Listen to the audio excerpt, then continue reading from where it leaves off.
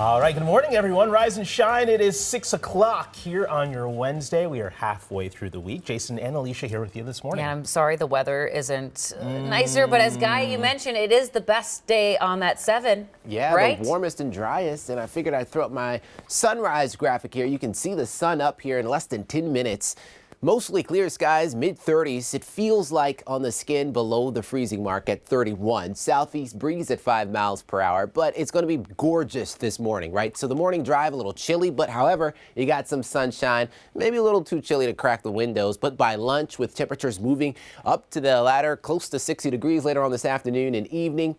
Just gorgeous. We're going to have to take what we can get. Clouds will increase, however, by 5 o'clock, 6 o'clock later this evening, along with the wind speeds up to around 10 miles per hour. Turning wet tonight.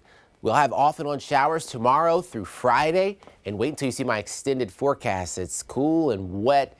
Really not much going on, but if you are making those weekend plans, I'll let you know how that looks here in a bit. I need the raincoat all weekend, Guy. Thank you. Let's give you a look at the map here on the 694, 494 loop and beyond. We'll show you a traffic camera in Eden Prairie, 212 at Prairie Center Drive. It's been a quiet morning, which we love to see as folks are just waking up and want to see what their route to work, to school, to daycare looks like this morning. All roads, though, relatively quiet out there. We are catching you up, though, on breaking news out of Minneapolis this morning. Now, right now, dozens of people are out of their homes after a huge apartment fire. Several people were rescued overnight. This happened at the Woodhaven Apartments on 61st and Lindell. That's where we find Cece Gaines at that scene right now. And Cece, a rough night and a rough morning for a lot of folks.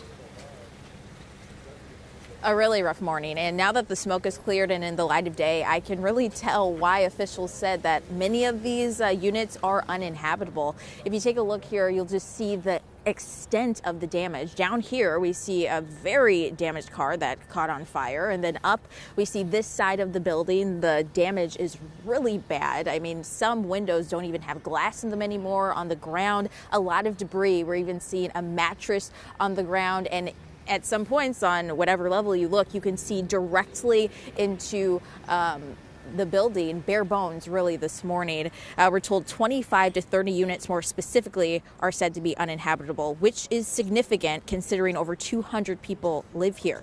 So here's what we know about how we got to this point. This all started just before 10:30 last night. One of our photographers was one of the first on scene here overnight, and you can see the flames were so hot, chunks of the building were actually coming off. Crews found smoke and fire coming from 2 balconies on the first and second floor. At one point, the flames spread to that car that you saw that we just showed you in the parking lot. And we learned in the last few hours that this building doesn't have a sprinkler system, so the fire easily spread to the 3rd floor as well. Crews were on scene for hours trying to extinguish the flames, and even at one point in the night calling for extra help. Now, what's scary too about this situation is that crews actually had to go in and rescue 3 people from the building. We know this morning that all 3 were taken to the hospital, but they are going to be okay.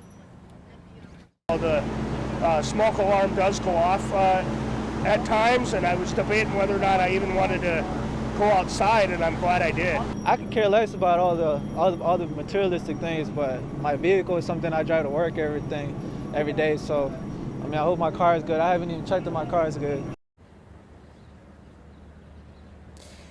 Now, overnight, Metro Transit did bring in some buses so that those who were waiting outside here could wait in some warmth. We know that Red Cross came to the scene to help those who were displaced. So those whose apartments weren't impacted by the flames on the other side of this building, they were able to go back in at some point. We saw lights on all morning. And then those whose apartments were impacted by the flames, the Red Cross helping them out. And the damaged units will be boarded up at some point today. But again, the cause of this fire under investigation. Guys. That damage there pretty significant, as we can see behind you there, Cece. Thank you. Well, new video this morning from Rice County where a high-speed chase ended in a crash in Lakeville. Take a look at your screen. It happened after a Minnesota State trooper made a traffic stop on 35 in Rice County. Officials say the trooper attempted to take the suspect into custody. When he resisted, got back into his vehicle, drove off. The trooper followed him until the vehicle, as you see here, crashed. Then the suspect ran on foot. Authorities, though, ultimately took him into custody. Wild video there. Well, in about 6 hours, Minnesota House lawmakers will be back at the state capitol to debate the public safety bill. They spent hours last night debating amendments to things like rules for no-knock warrants. The bill would also allow criminals the option of an early release through a rehabilitation program. It's something Republicans argue is a get-out-of-jail-free card. Another highlight includes the conversation on no-knock warrants. I find it quite surprising that we have a whole lot of faith in our quite intelligent law enforcement agencies across the state, but all of a sudden we're just totally unsure if a building is unoccupied or not. What you have in front of you here is the result of trying to fix something that doesn't need to be fixed. There's absolutely nothing wrong with the way no-knock search warrants are applied for.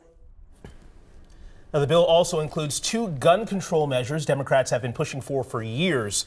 Lawmakers will pick up the debate again this morning at 11.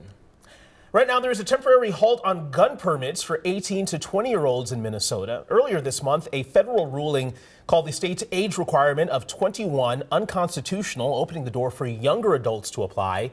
The state is now fighting that decision, and the case will likely head to an appeals court. In the meantime, a U.S. district judge ruled younger applicants cannot get a permit until these cases get settled.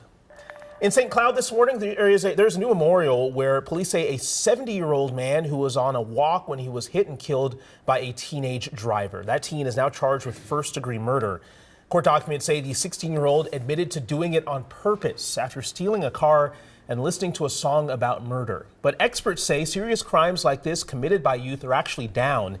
In fact, data shows youth crime spiked in 1995 and has dropped about 80% ever since. When kids get into trouble in this country, for the most part, it's on the lower level things that you would expect teenagers get in trouble for. None of that negates the fact that these awful stories are part of our lives and stick with us.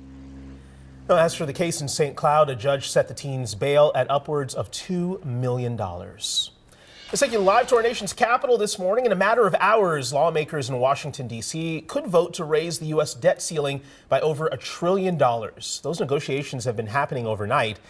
Depending on what's decided, it could raise the ceiling to avoid default. Should the U.S. default, federal money would come to a stop on things like Social Security, Medicare benefits, and military salaries. Experts say that could tank the stock market and force another jump in interest rates. Good day to you. I'm Peter Alexander in the Philadelphia suburbs, the key battleground state of Pennsylvania, where voters are now reacting to President Biden's announcement that he plans to run again in 2024 following an early morning announcement where the president said, among other things, that he wants to finish the job. This morning, we will hear from some of the president's Republican rivals, including former President Trump, and we'll also hear from voters on his age, the economy, and the potential for a Biden-Trump rematch. It's all ahead this morning on Today.